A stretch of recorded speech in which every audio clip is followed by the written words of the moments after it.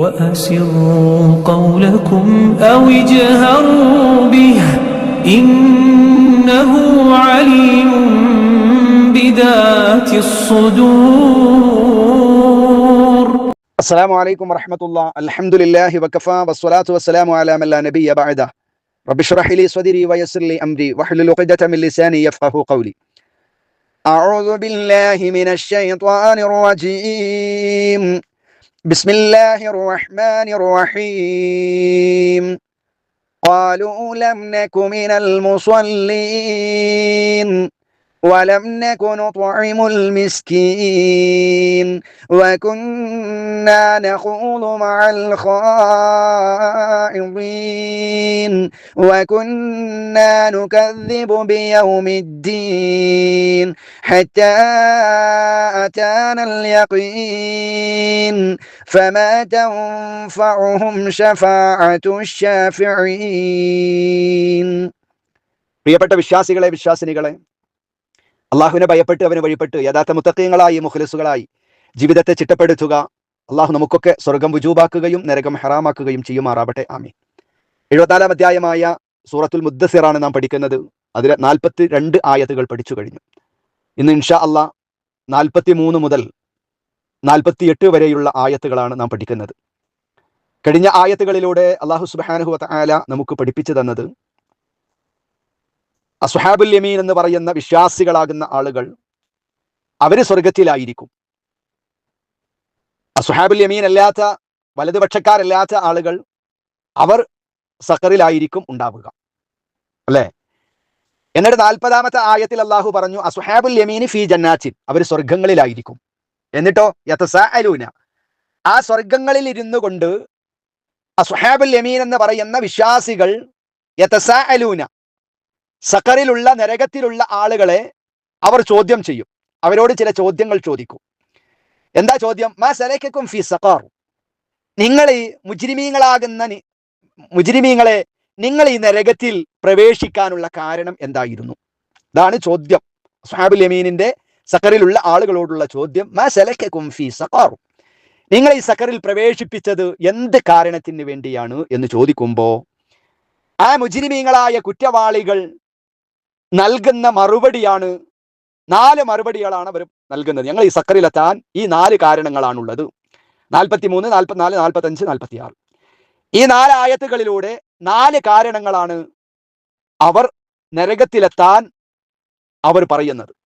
ഈ 4 കാരണങ്ങൾ, സഖറിലുള്ള ആളുകൾ പറയുന്ന കാരണങ്ങൾ, അല്ലാഹു തആല നമ്മെ പഠിപ്പിക്കുന്നത് ആ 4 കാരണങ്ങളിൽ നമ്മളിൽ ഉണ്ടോ എന്ന് പരിശോധിക്കാനാണ്. നമ്മളിൽ ഇല്ല എന്ന് നമ്മൾ ഉറപ്പുവരുത്താനുമാണ്. അതുകൊണ്ട് ഏതൊക്കെയാണ് ആ കാരണങ്ങൾ എന്നതാണ് ആദ്യം നമ്മൾ പഠിക്കുന്നത്. പഠിക്കുക, പകർത്തുക. അള്ളാഹു അനുഗ്രഹിക്കുമാറാവട്ടെ.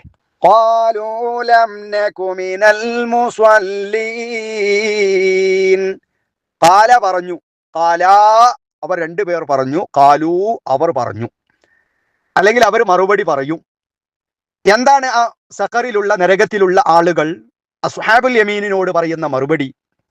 ഞങ്ങൾ സഖറിലെത്താൻ, ഞങ്ങൾ നരകത്തിലെത്താനുള്ള 1ാമത്തെ കാരണം ലം നക്കു, ഞങ്ങളായിരുന്നില്ല.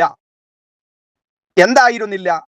മിനൽ മുസല്ലീന, നിസ്കരിക്കുന്നവരുടെ കൂട്ടത്തിൽ ഞങ്ങൾ ഉണ്ടായിരുന്നില്ല. വിശ്വാസികളോട് അല്ലാഹു തആല ശക്തമായി പറഞ്ഞ വിഷയമാണ്. നിസ്കാരം കൃത്യമായി വൃത്തിയോടെ നിത്യവും, മരണം എന്ത് തന്നെ പ്രതിസന്ധികളും പ്രയാസങ്ങളും എത്ര വലിയ രോഗങ്ങളുണ്ടെങ്കിലും ബുദ്ധിയുള്ള കാലത്തോളം നിസ്കാരം വിശ്വാസികൾക്ക് നിർബന്ധമാണ്. ഖദ് അഫ്ലഹൽ മുഅ്മിനൂന അല്ലദീന ഹും ഫീ സ്വലാത്തിഹിം ഖാശിഊൻ. സൂറത്തുൽ മുഅ്മിനൂനിൽ അല്ലാഹു പറഞ്ഞു വിശ്വാസികൾ വിജയിച്ചിരിക്കുന്നു. എങ്ങനെയുള്ള വിശ്വാസികളാണ്? നിസ്കാരത്തിൽ ഭയഭക്തിയുള്ളവർ. പിന്നീട് സൂറത്തുൽ മുഅ്മിനൂനിലൂടെ ധാരാളം വിശ്വാസികളുടെ അടയാളങ്ങൾ പറഞ്ഞു. എന്നിട്ട് ആ വിഷയം അല്ലാഹു തആല അവസാനിപ്പിക്കുന്നത് നിസ്കാരം ദായിമാക്കുന്ന, നിസ്കാരം നിത്യമാക്കുന്ന ആളുകളുമായി ബന്ധപ്പെട്ടുകൊണ്ടാണ്. നിസ്കാരത്തെ 2 പ്രാവശ്യമാണ് സൂറത്തുൽ മുഅ്മിനൂനിൽ അല്ലാഹു തആല സൂചിപ്പിച്ചത്. നിസ്കാരത്തെക്കുറിച്ച് പല പ്രാവശ്യം നമ്മുടെ സറാബിൽ എന്ന ഖുർആൻ ക്ലാസുകളിലൂടെ തന്നെ വിശുദ്ധ ഖുർആനിന്റെ പല ആയത്തുകളുടെ വിശദീകരണത്തിൽ അതിന്റെ പവിത്രതയൊക്കെ ഫളായിലുകൾ നമ്മൾ വിശദീകരിച്ചതാണ്. ജീവിതത്തിൽ ഒരിക്കൽ പോലും ഒഴിവാക്കാൻ പറ്റാത്ത, നമുക്ക് അല്ലാഹു തആല ബുദ്ധി തന്നിട്ടുണ്ടെങ്കിൽ നിർബന്ധമായി നാം അനുഷ്ഠിക്കേണ്ട ഒരു കർമ്മമാണ് നിസ്കാരം എന്ന് പറയുന്നത്. അത് ഒഴിവാക്കാനുള്ള ഒരു വകുപ്പും വിശുദ്ധമായ ഇസ്ലാമിലില്ല. അല്ലെങ്കിൽ നമ്മൾ ബുദ്ധി ഇല്ലാത്തവരെ ഭ്രാന്തന്മാരായി മാറണം. മനസ്സിലായില്ലേ? യുദ്ധത്തിന്റെ ഘട്ടത്തിൽ പോലും, പരസ്പരം യുദ്ധം ചെയ്യുന്ന സന്ദർഭങ്ങളിൽ പോലും നിസ്കാരം നിർബന്ധമാണ്. ആ നിസ്കാരത്തിന് പ്രത്യേകമായ രൂപമുണ്ട്, അത് മറ്റൊരു വശമാണ്. അവിടെ പോലും മറുഭാഗത്ത് മുമ്പിൽ ശത്രു പടയണി എല്ലാവിധ യുദ്ധക്കോപ്പുകളുമായി പടക്കോപ്പുമായി നിൽക്കുന്ന ആ സന്ദർഭത്തിൽ പോലും, അതിനേക്കാളും വലിയൊരു സന്ദർഭം ഉണ്ടോ, ആ സന്ദർഭത്തിൽ പോലും നിസ്കാരം നിർബന്ധമാണ്. സക്കറിലുള്ള ആളുകൾ പറയുന്നത്, ഒന്നാമത് ഞങ്ങൾ ദുനിയാവിൽ നിന്ന് അല്ലാഹു തആല നിസ്കരിക്കണം എന്ന് പറഞ്ഞപ്പോ, ആ നിസ്കാരത്തിന്റെ ഫളായിലുകൾ ഞങ്ങളെ പഠിപ്പിച്ചപ്പോ, അതൊരിക്കലും ഒഴിവാക്കരുത് എന്ന് വിശുദ്ധമായ ഇസ്ലാം പഠിപ്പിച്ചപ്പോ ഞങ്ങൾ അതിന് വേണ്ടത്ര ഗൗരവം കൊടുത്തില്ല. ലം നകു മിനൽ മുസല്ലീൻ, ഞങ്ങൾ നിസ്കരിക്കുന്നവരുടെ കൂട്ടത്തിൽ ആയിരുന്നില്ല. പ്രിയപ്പെട്ട സഹോദരങ്ങളെ, ഈ ഒരു വിഭാഗത്തിൽ നമ്മൾ പെടുവോ എന്ന് നമ്മൾ ആലോചിക്കണം. അല്ലാഹു തആല നമുക്ക് ആയുസ് നൽകിയിട്ടുണ്ട്, ആരോഗ്യം നൽകിയിട്ടുണ്ട്, സമയമുണ്ട്, സന്ദർഭമുണ്ട്, എല്ലാവിധ അവസരങ്ങളുമുണ്ട്, ഇഷ്ടംപോലെ പള്ളികളുണ്ട്.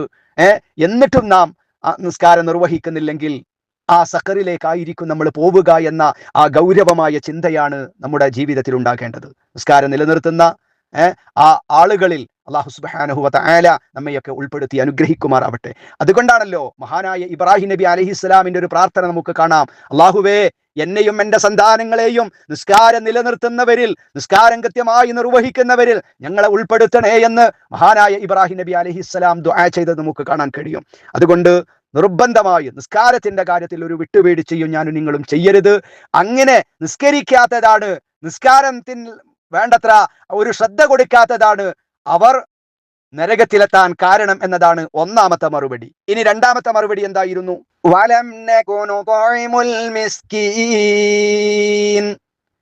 രണ്ടാമത് നരകത്തിലുള്ള ആ സക്കറിലുള്ള ആളുകൾ, വിശ്വാസികളാകുന്ന ആളുകൾക്ക് കൊടുക്കുന്ന മറുപടി, ഞങ്ങൾ ഈ നരകത്തിലെത്താൻ കാരണം ഒന്ന്, നിസ്കാരം നിർവഹിക്കുന്നവരുടെ കൂട്ടത്തിൽ ഞങ്ങൾ ഉണ്ടായിരുന്നില്ല, ഞങ്ങൾ നിസ്കരിക്കുന്നവരായിരുന്നില്ല, നിസ്കരിച്ചിരുന്നില്ല. രണ്ടാമത്തത് വലം നകു, ഞങ്ങളായിരുന്നില്ല നുതുഇമുൽ മിസ്കീൻ, നുതുഇമു തുആമു ഭക്ഷണം, നുതുഇമു ഭക്ഷണം കൊടുക്കുന്നവരായിരുന്നില്ല ഞങ്ങൾ. ആർക്ക്? അൽ മിസ്കീൻ, പാവപ്പെട്ട ആളുകൾക്ക്. പാവപ്പെട്ടവർ, പട്ടിണി കിടക്കുന്ന, പ്രയാസങ്ങൾ അനുഭവിക്കുന്ന ആളുകൾ ഞങ്ങളുടെ ചുറ്റുഭാഗത്തും ഉണ്ടായിരുന്നു, ഞങ്ങളുടെ അയൽപക്കങ്ങളിൽ ഉണ്ടായിരുന്നു, ഞങ്ങളുടെ കുടുംബങ്ങളിൽ ഉണ്ടായിരുന്നു. അവർക്ക് പ്രയാസമാണ്, ജോലിയില്ല, വേദനിക്കുന്നവരാണ് എന്ന് കൃത്യമായി ഞങ്ങൾക്ക് ബോധ്യമുണ്ടായിരുന്നു, ഞങ്ങൾ അത് അറിഞ്ഞിരുന്നു, പലരും ഞങ്ങളെ അറിയിച്ചിരുന്നു. എന്നിട്ടും ലം നകു നുതഇമുൽ മിസ്കീൻ, ആ പാവപ്പെട്ടവരുടെ കാര്യത്തിൽ ഞങ്ങൾ ഒരു ശ്രദ്ധ കാണിച്ചില്ല, അവർക്ക് ഭക്ഷണം എത്തിച്ചു കൊടുത്തില്ല. അവര് പട്ടിണി കിടക്കുമ്പോ ഞങ്ങൾ വയറ് നിറച്ചുണ്ണുന്നവരായിരുന്നു. അതാണ് ഞങ്ങൾ ഈ സക്കറിലെത്താൻ കാരണം എന്നതാണ് രണ്ടാമത്തെ മറുപടി. ഇതും ഗൗരവമാണ്. പ്രിയപ്പെട്ട സഹോദരങ്ങളെ, പ്രയാസങ്ങൾ അനുഭവിക്കുന്ന ധാരാളം ആളുകൾ ഉണ്ടാകാം, നമ്മുടെ കുടുംബത്തിലുണ്ടാകും, നമ്മുടെ അയൽപക്കത്തുണ്ടാകും, നമ്മുടെ നാടുകളിൽ ഉണ്ടാകും, രോഗം കൊണ്ട് പ്രയാസപ്പെടുന്ന ആളുകൾ ഉണ്ടാകും. അത്തരം മിസ്കീന്മാരായ പാവങ്ങളാകുന്ന സാധുക്കളെ പരിഗണിക്കേണ്ടതുപോലെ പരിഗണിക്കാൻ എനിക്കും നിങ്ങൾക്കും കഴിയണം. അത് ഏറെ ഗൗരവമുള്ള കാര്യമാണ്. നിസ്കാരത്തോടൊപ്പം സാധുക്കൾക്ക് ഭക്ഷണം കൊടുക്കുന്ന വിഷയം, ദാനധർമ്മം ചെയ്യുന്ന വിഷയത്തെ അല്ലാഹു തആല വിവിധങ്ങളായ സ്ഥലങ്ങളിൽ ചേർത്തു പറഞ്ഞതായി നമുക്ക് കാണാവുന്നതാണ്. ഇസ്ലാമിൽ വളരെ ഗൗരവമുള്ള വിഷയമാണ് ഇത് രണ്ടും എന്നതുകൊണ്ടാണ് അല്ലാഹു സുബ്ഹാനഹു വ തആല അതിന്റെ പ്രാധാന്യമാണ് ഇവിടെ സൂചിപ്പിക്കുന്നത്. നിസ്കാരമേറെ പ്രാധാന്യമുള്ളതാണ്. വിശ്വാസികളുടെ അവരുടെ ശരീരം കൊണ്ട് ചെയ്യുന്ന ഏറ്റവും പ്രധാനമായ കർമ്മം അത് നിസ്കാരമാണ്. നാളെ പരലോകത്തെ കർമ്മങ്ങളുടെ കൂട്ടത്തിൽ വെച്ച് ആദ്യമായി വിചാരണ ചെയ്യപ്പെടുന്നത് നിസ്കാരത്തെ കുറിച്ചായിരിക്കും. ആ നിസ്കാരം കഴിഞ്ഞാൽ അടുത്ത സ്ഥാനം സാധുക്കളുടെ വിശപ്പടക്കുന്നതാണ് എന്ന് ഈ ആയത്തിലൂടെ അല്ലാഹു സുബ്ഹാനഹു വ തആല എന്നെയും നിങ്ങളെയും പഠിപ്പിക്കുകയാണ്. അതുകൊണ്ട് ആ വിഷയത്തിലും നമുക്കൊരു ഗൗരവം ഉണ്ടാകണം. ഈ സക്കറിലുള്ള ആളുകളുടെ മറുപടി അല്ലാഹു തആല എന്നെയും നിങ്ങളെയും പഠിപ്പിക്കുന്നതേ നമ്മൾ അതിൽ പെട്ടുപോകാതിരിക്കാനാണ്, അതിൽ ഞാനും നിങ്ങളും ഉൾപ്പെടാതിരിക്കുവാനാണ്. നിസ്കരിക്കുന്നവരാകണം, പാവങ്ങൾക്ക് ഭക്ഷണം കൊടുക്കുന്നവരാകണം, നിസ്കാരം ഒരിക്കലും ഒഴിവാക്കരുത്. അതുപോലെ പാവങ്ങളാകുന്ന ആളുകളെ ഒരു നിലക്കും അവഗണിക്കരുത് എന്ന മഹനീയമായ സന്ദേശമാണ് ഈ ആയത്തിലൂടെ അള്ളാഹു നമ്മെ പഠിപ്പിക്കുന്നത്. ഇനി അവരുടെ മൂന്നാമത്തെ മറുപടി,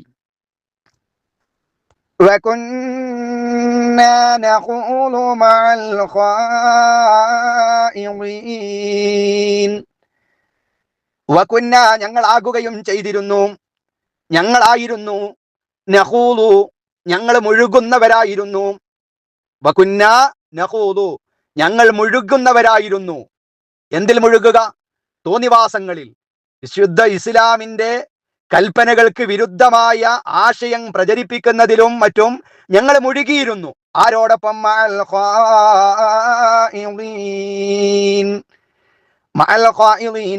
മുഴുകുന്നവരോടൊപ്പം ഞങ്ങളും തോന്നിവാസത്തിൽ മുഴുകിയവരായിരുന്നു.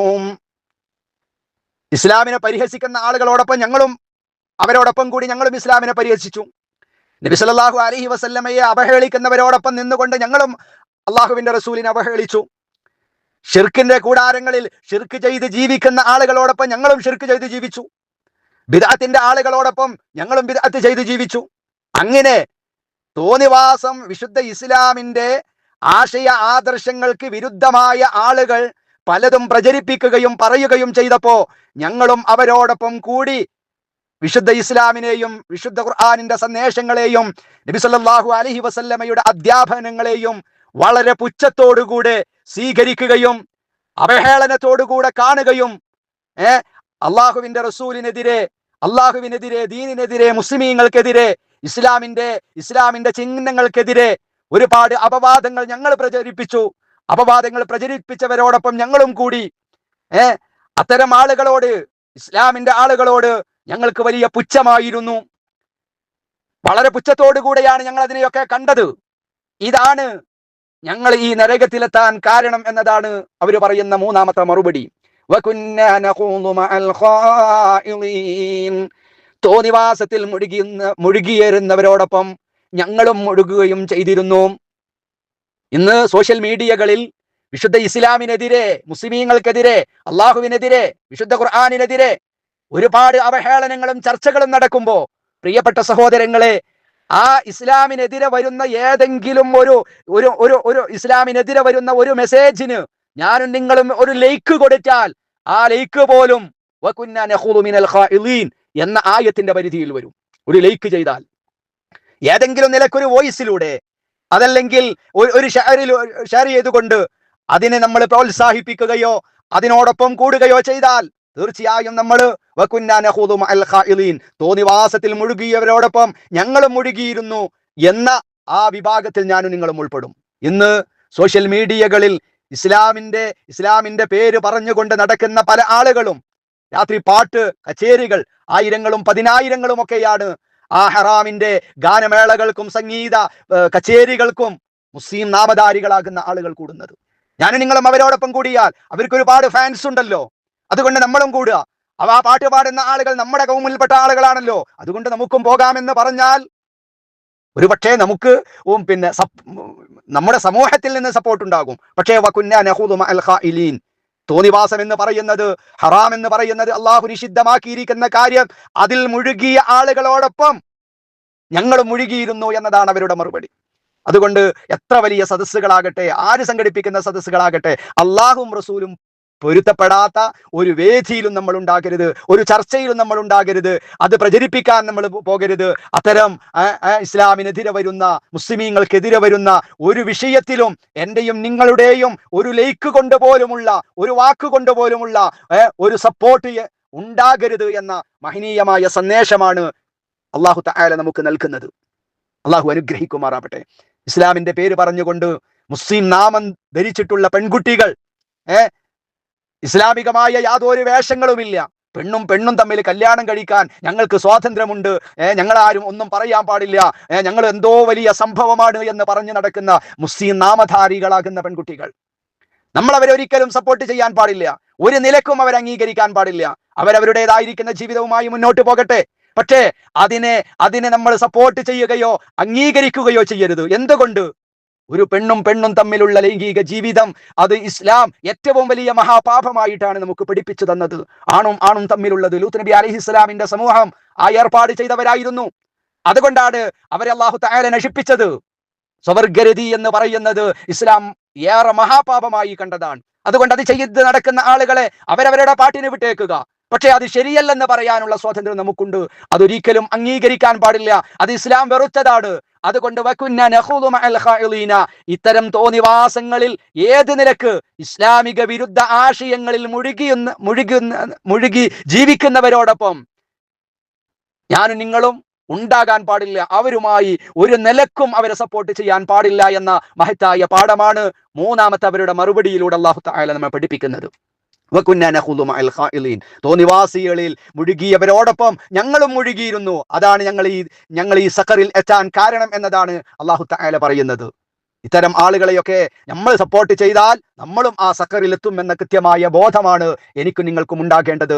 അത് നമ്മുടെ പ്രിയപ്പെട്ട മക്കളെ പഠിപ്പിക്കാൻ, നമ്മുടെ പ്രിയപ്പെട്ട കുടുംബത്തിലേക്ക് അത് എത്തിച്ചു കൊടുക്കാൻ, നമ്മുടെ യുവാക്കളിലേക്കും നമ്മുടെ കൗമാരപ്രായക്കാരിലേക്കും ആ ഒരു സന്ദേശം എത്തിച്ചു കൊടുക്കാൻ. അത് എത്ര വലിയ പാട്ടുകാരാകട്ടെ, അവരെന്ത് മുസ്ലിം നാമധാരികളാകട്ടെ, അവരൊരു നിലക്കും സപ്പോർട്ട് ചെയ്യാൻ പാടില്ല എന്ന മഹത്തായ പാഠമുണ്ട്. അങ്ങനെ നമ്മൾ സപ്പോർട്ട് ചെയ്താൽ തീർച്ചയായും നരകത്തിലാണ് അവർ ഉണ്ടാവുക എന്ന മഹത്തായ പാഠമാണ് ഈ ആയത്തിലൂടെ. മൂന്നാമത്തെ മറുപടി അവരുടേതായിരുന്നു. എങ്കിൽ നാലാമത്തെ അവരുടെ മറുപടി എന്താണ്?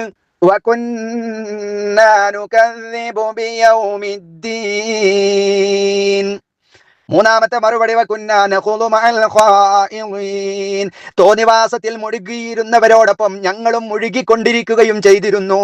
അതുകൊണ്ടാണ് ഞങ്ങൾ ഈ സഖറിലെത്തിയത്, ഞങ്ങൾ നരകത്തിലെത്തിയത്. നാലാമത് ഞങ്ങൾ ഈ നരകത്തിലെത്താൻ കാരണം ആ അസ്ഹാബുൽ യമീനിനോട് മുജ്രിമീങ്ങളാകുന്ന ആളുകൾ നരകത്തിൽ നിന്ന് പറയാവ കുന്ന ഞങ്ങളായിരുന്നു, നുകദ്ദിബു ഞങ്ങൾ കളവാക്കുന്നവരായിരുന്നു, ബിയൗമിദ്ദീൻ പ്രതിഫല നടപടിയെടുക്കുന്ന ഈ ദിവസത്തിനെ, പ്രതിഫല നാളിന്റെ ദിവസത്തെ ഞങ്ങൾ വ്യാജമാക്കുകയും ചെയ്തിരുന്നു. ഇസ്ലാമോ മരണോ മരണശേഷം ഒരു ജീവിതമോ ഇവിടെയൊക്കെ ചെയ്തിരിക്കുന്ന കാര്യങ്ങൾക്കൊക്കെ നാളെ മഹ്ശറിൽ മറുപടിയോ എന്ന് പറഞ്ഞുകൊണ്ട് യൗമുദ്ദീൻ എന്ന് പറയുന്ന ആ പ്രതിഫല നാളിന്റെ ദിവസത്തിനെ ഞങ്ങൾ കളവാക്കിയവരായിരുന്നു, അതിനെ വ്യാജമാക്കിയവരായിരുന്നു. ഈ 4 കാരണങ്ങളാണ് ഞങ്ങൾ ഈ സഖറിലെത്താൻ എന്നാണ് അല്ലാഹു തആല പറയുന്നത്. നാലാമത്തെ ഈ മറുപടിയിലൂടെ അള്ളാഹു നമ്മെ പഠിപ്പിക്കുന്ന പാഠം എന്താണ്? അന്ത്യനാൾ എന്ന് പറയുന്ന ഒരു ദിവസമുണ്ട്. ഇവിടുന്ന് നമ്മൾ ചെയ്ത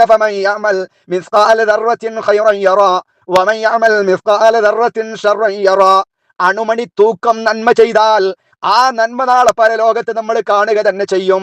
ദുനിയാവിൽ നിന്ന് കടുകുമണിയുടെ അത്രയാണ് നമ്മൾ തിന്മ ചെയ്യുന്നതെങ്കിൽ ആ തിന്മയും അവിടെ കാണും. നന്മയാകട്ടെ തിന്മയാകട്ടെ തീർച്ചയായും അത് പരലോകത്ത് നമ്മൾ അനുഭവിക്കുക തന്നെ ചെയ്യും. നാം ചെയ്ത മുഴുവൻ കാര്യത്തിനും അവിടെ നിന്ന് മറുപടി പറയാതെ വെച്ച കാലം മുമ്പോട്ടെടുത്തു വെക്കാൻ കഴിയാത്ത ഒരു നാളാണത്. ആ പ്രതിഫല നാള്, ആ അന്ത്യനാളിനെ കുറിച്ചുള്ള കൃത്യമായ ചിന്തയുണ്ടാകണം, മഹ്ശറിനെ കുറിച്ചുള്ള ബോധമുണ്ടാകണം, സ്വർഗമുണ്ട് എന്ന നരകമുണ്ട് എന്ന കൃത്യമായ ചിന്ത നമ്മുടെ മനസ്സിലുണ്ടാകണം. അതിനെ തള്ളിപ്പറയുന്ന, അതിനെ നിഷേധിക്കുന്ന, അതിൽ സംശയിക്കുന്ന ആളുകൾ പോലും നരകത്തിലാണ് ഉണ്ടാവുക. അതുകൊണ്ട് മരണത്തോടു കൂടെയാണ് നമ്മുടെ യഥാർത്ഥ ജീവിതം ആരംഭിക്കുന്നത്. അതിനെ ഒരിക്കലും നിഷേധിക്കരുത്. അങ്ങനെ നിഷേധിച്ചതാണ് ആ അന്ത്യനാളിനെ, പ്രതിഫല നടപടിയെടുക്കുന്ന ആ ദിവസത്തിനെ നിഷേധിച്ചതാണ്, വ്യാജമാക്കിയതാണ്, കളവാക്കിയതാണ് ഞങ്ങൾ ഈ നരകത്തിലെത്താൻ കാരണം എന്നതാണ് അവരുടെ നാലാമത്തെ മറുപടി. ഒന്നാമത്തത്, ഞങ്ങൾ നമസ്കരിക്കുന്നവരുടെ കൂട്ടത്തിലായിരുന്നില്ല. രണ്ടാമത്തത്, ഞങ്ങൾ സാധുക്കൾക്ക് ഭക്ഷണം കൊടുത്തിരുന്നില്ല. മൂന്നാമത്തത്, തോന്നിവാസത്തിൽ മുഴുകിയിരുന്നവരോടൊപ്പം ഞങ്ങളും മുഴുകിയിരുന്നു. നാലാമത്തെ അവരുടെ മറുപടി, പ്രതിഫല നടപടി ദിവസത്തിനെ ഞങ്ങൾ വ്യാജമാക്കുകയും ചെയ്തിരുന്നു. ഏതുവരെ ഈ നടപടി തുടർന്നു? ഞങ്ങളുടെ ഈ 4 നിലപാടുകളും ഞങ്ങൾ തുടർന്നു കൊണ്ടേയിരുന്നു. ഞങ്ങൾക്കത് തെറ്റാണെന്ന് ബോധ്യപ്പെട്ടപ്പോ അതിൽ നിന്ന് ഞങ്ങൾ പിന്തിരിയുകയും ഞങ്ങൾ പക്ഷാതപിച്ച് മടങ്ങുകയും പിന്നീടുള്ള ശിഷ്ടജീവിതം ഞങ്ങൾ നന്നാക്കാനും ശ്രമിച്ചിരുന്നില്ല. ഞങ്ങൾ ആ നിലപാട് തന്നെ തുടർന്നു. പാവങ്ങളെ അവഗണിക്കുന്നത്, നമസ്കാരം ഉപേക്ഷിക്കുന്നത്, തോന്നിവാസങ്ങളിലൂടെ അവരോടൊപ്പം കൂട്ടുകൂടുന്നത്, പരലോകത്തിനെ നിഷേധിക്കുന്നത്, ഇതെല്ലാം ഞങ്ങൾ തുടർന്നുകൊണ്ടേയിരുന്നു. പലരും പറഞ്ഞു, നിങ്ങളുടെ ഈ നിലപാടല്ല ശരി. വിശുദ്ധ ഖുർആനിന്റെ ആയത്തുകളും ഹദീസുകളും ഓതി തന്നുകൊണ്ട് ആ നിലപാടുകളിൽ നിന്ന് മാറണമെന്ന് പറഞ്ഞപ്പോഴും ഞങ്ങൾ മാറിയില്ല. മാറാൻ ഞങ്ങളുടെ മനസ്സ് ഞങ്ങൾ അനുവദിച്ചില്ല. മറ്റുള്ള പലതിന്റെ പേരിലും ഞങ്ങൾ ആ അസത്യത്തിൽ തന്നെ, ആ തിന്മകളിൽ തന്നെ ഞങ്ങൾ ഉറച്ചു നിന്ന്. ഏതുവരെ? അതാണ് 47-ാമത്തെ ആയത്തിൽ, അങ്ങനെ ഞങ്ങൾക്ക് വരുന്നത് വരെ, അല്ലെങ്കിൽ ഞങ്ങൾക്ക് അങ്ങനെ വന്നെത്തി. അതേ നിലപാടിൽ തന്നെ ഞങ്ങൾ നിൽക്കെ ഞങ്ങൾക്ക് വന്നെത്തി അൽ യഖീൻ. യഖീൻ എന്ന് പറഞ്ഞാൽ അൽ യഖീൻ, ഏറ്റവും ഉറപ്പുള്ള, ആ ഉറപ്പുള്ള ദൃഢമായ കാര്യം ഞങ്ങൾക്ക് വന്നെത്തി. ഞങ്ങൾ ആ നിലപാടിൽ തന്നെ നിൽക്കുന്നത്. ആ ദൃഢമായ കാര്യം എന്ന് പറഞ്ഞാൽ ഏറ്റവും ദൃഢമായ കാര്യം ഏതാണ്? അത് മരണമാണ്. ആ മരണം യഖീൻ എന്ന് പറഞ്ഞാൽ ദൃഢമായ കാര്യം, ഏറ്റവും ഉറപ്പുള്ള കാര്യം. അതിന്റെ അർത്ഥം അങ്ങനെയാണ്. പക്ഷെ അതുകൊണ്ടുള്ള ഉദ്ദേശം മരണമാണ്. അങ്ങനെ മരണമാകുന്ന ആ ഉറപ്പ് ഞങ്ങൾക്ക് വന്നെത്തി. മരണം ഏതെങ്കിലും മുകളിൽ പറയപ്പെട്ട 4 കാര്യങ്ങളിൽ നിന്ന് ഏതെങ്കിലും എൻ്റെ പ്രിയപ്പെട്ട സഹോദരങ്ങളെ, പ്രിയപ്പെട്ട സഹോദരിമാരെ നമ്മുടെ ജീവിതത്തിൽ ഉണ്ടായിട്ടുണ്ടെങ്കിൽ, മനുഷ്യരാണ്, മനുഷ്യ സഹജമായി വല്ലതും വന്നു പോയിട്ടുണ്ടെങ്കിൽ എന്താ വേണ്ടത്? ഉടനെ തന്നെ തൗബ ചെയ്യണം, പക്ഷാതപിച്ച് മടങ്ങണം. അള്ളാഹുവേ, ഞാൻ നിസ്കാരം ഒഴിവാക്കിയത്, അള്ളാഹുവേ പാവങ്ങളെ ഞാൻ അവഗണിച്ചത്, അള്ളാഹുവേ തോന്നിവാസത്തിൽ മുഴുകിയ വരുന്നവരോടൊപ്പം ഞാനതിനെ സപ്പോർട്ട് ചെയ്തത്, ഞാനതിനെ ലൈക്ക് ചെയ്തത്, അങ്ങനെ അല്ലെങ്കിൽ അന്ത്യനാള് ഉണ്ടോ, അങ്ങനെ ഒരു ദിവസം ഉണ്ടാകുമോ, ഒരു വിചാരണയുണ്ടാകുമോ എന്നതിൽ ഒരു സന്ദേഹം അല്ലെങ്കിൽ ഒരു സംശയം എനിക്കുണ്ടായത്, ഞാനതിനെ വ്യാജമാക്കിയത് വിവരമില്ലാത്തതിന്റെ പേരിലാണ്, പലരും തെറ്റിദ്ധരിപ്പിച്ചതിന്റെ പേരിലാണ്. അതുകൊണ്ട് റബ്ബേ, ഞാനിതാ പക്ഷാതപിച്ചു മടങ്ങുന്നു, ഞാനിതാ തൗബ ചെയ്ത് മടങ്ങുന്നു എന്ന് പറഞ്ഞുകൊണ്ട് എന്താ വേണ്ടത്? പക്ഷാതപിച്ചു മടങ്ങണം. പക്ഷാതപിച്ചു മടങ്ങിയാൽ ഇതുവരെയുള്ളതെല്ലാം അല്ലാഹു തആല പുറത്തു തരും. ഇനിയുള്ള ശിഷ്ടജീവിതം എന്ത് ചെയ്യണം? ആ തെറ്റുകളിലേക്ക്, ഈ 4 തെറ്റുകളിലേക്കും പോകാതിരുന്നാൽ ഒരിക്കലും അവൻ സക്കറിലേക്ക് പോകേണ്ടി വരില്ല. പക്ഷേ സത്യം മനസ്സിലായിട്ടും വീണ്ടും ആ അസത്യത്തിൽ തന്നെ, ആ തിന്മകളിൽ തന്നെ മരണം വരെയും ഉറച്ചു നിന്നു എന്നതാണ്, ഞങ്ങൾ മാറാൻ തയ്യാറായില്ല എന്നതാണ്, ഞങ്ങൾ ഈ സക്കറിലെത്താൻ കാരണം എന്നതാണ് സക്കറിലുള്ള മുജ്രിമീങ്ങൾ നൽകുന്ന മറുപടി. 47-ാമത്തെ ആയത്തിലൂടെ അല്ലാഹു തആല നമ്മെ പഠിപ്പിക്കുന്നത് മാറാൻ തയ്യാറാകണം. തെറ്റുകൾ വന്നു പോയിട്ടുണ്ടെങ്കിൽ പക്ഷാതപിച്ച് മടങ്ങണം. എപ്പോഴാണ് മരണം എന്നറിയില്ല, എവിടെ വെച്ചുകൊണ്ടാണെന്നറിയില്ല, എന്നാണെന്നറിയില്ല, ഒരു ഉറപ്പും എവിടെയാണ് എപ്പോഴാണെന്നറിയാൻ കഴിയാത്തത്. എന്നാൽ ഏറ്റവും ഉറപ്പുള്ള കാര്യമാണ് മരണം. നാളെ നാളെ എന്ന് പറഞ്ഞുകൊണ്ട് പക്ഷാതാപത്തിനെ ഒരിക്കലും നീട്ടിക്കൊണ്ടു പോകരുത്. അങ്ങനെ മരണത്തിന് മുമ്പ് പക്ഷാതപിച്ച് മടങ്ങിയാൽ അവർ അസ്ഹാബുൽ യമീനിൽ പെടും, അവർ സ്വർഗത്തിലാകും. എന്നാൽ മരണം വരെയും ഈ അസത്യത്തിലും തിന്മയിലും ഉറച്ചു നിന്നാൽ തീർച്ചയായും അവർ നരകത്തിലായിരിക്കും, സഖറിലായിരിക്കും. അല്ലാഹു സുബ്ഹാനഹു വ തആല നമ്മെ ഏവരെയും കാത്തു സംരക്ഷിക്കുമാറാവട്ടെ. തുടർന്ന് അല്ലാഹു പറയുന്നത്, فما تنفعهم شفاعة الشافعين.